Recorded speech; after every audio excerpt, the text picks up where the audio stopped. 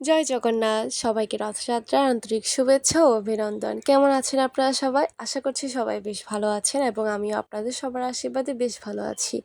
ফেনী দিদি নিউ একটা ব্লগে আপনাদের সবাইকে অনেক অনেক স্বাগতম। যেহেতু রথযাত্রার মন্দিরে যাব, তো তার জন্য সকালবেলা স্নান করে নিয়ে গীতা পাঠ করে নিই। তো এরপরে আমি ইসকন মন্দিরে যাওয়ার জন্য রওনা দিয়ে দিই। তো এরপরে গিয়ে আমি ইসকন মন্দিরে চলে আসি। আর গেটটা দেখতেও তো মনটা শান্তি শান্তি লাগে। আর ভিতরে যাওয়ার পর দেখছিলাম যে এখানে যজ্ঞ শুরু হয়ে যায় আর কি। তো যজ্ঞটা খুব মন প্রাণ দিয়ে দেখছিলাম আর সবার জন্য প্রার্থনা করছিলাম যে যেখানে থাকুক সুস্থ থাকে, যেন ভালো থাকে, আর ধর্ম বর্ণ নির্বিশেষে প্রত্যেকটা মানুষ যেন সুস্থ থাকে। এটাই আসলে ভগবানের কাছে চাওয়া, এর চেয়ে বেশি কিছু নয়।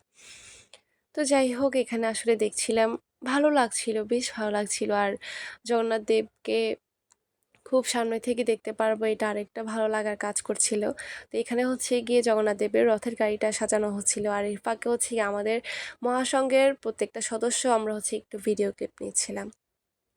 একটা যখন পোশাক গায়ে পরি, তখন সেই পোশাকটার মর্যাদা দেওয়া, দায়িত্ব পালন করাটা গিয়ে অনেক কিছু।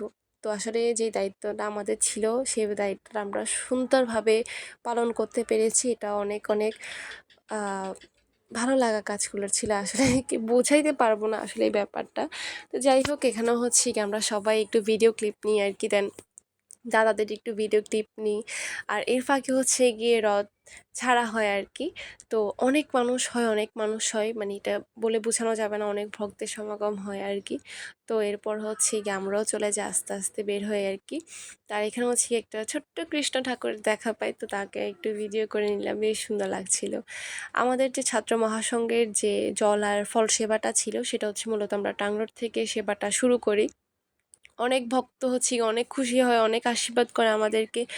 আর এই কাজটা সুন্দরভাবে সম্পূর্ণ করাটা আমাদের মূল লক্ষ্য ছিল, যেন কোনো বিশৃঙ্খলা সৃষ্টি না হয়, যেন কেউ যাতে খারাপ কিছু বলতে না পারে আমাদের সংগঠনের নামে। তো এটা আমাদের মূল টার্গেটটা ছিল। তো যাই হোক, আসলে আমরা সব কিছু শেষে আমরা মনে করি যে আমরা পেরেছি, হয়তো আমরা এটা সুন্দরভাবে করতে পেরেছি। যতটুকু চেষ্টা করেছি সম্পূর্ণ করতে পেরেছি আশা করি। তো যাই হোক, এর ফাঁকে গিয়ে রথটা শুরু হয় আর কি, যে জয়কালী মন্দিরে যে রথ সেটা শুরু হয়। আর জয়কালী মন্দিরের কথা বলে আসলে কখনো লাভ হবে না, কারণ আপনারা ভিডিও দেখলে হয়তো বুঝতে পারবেন।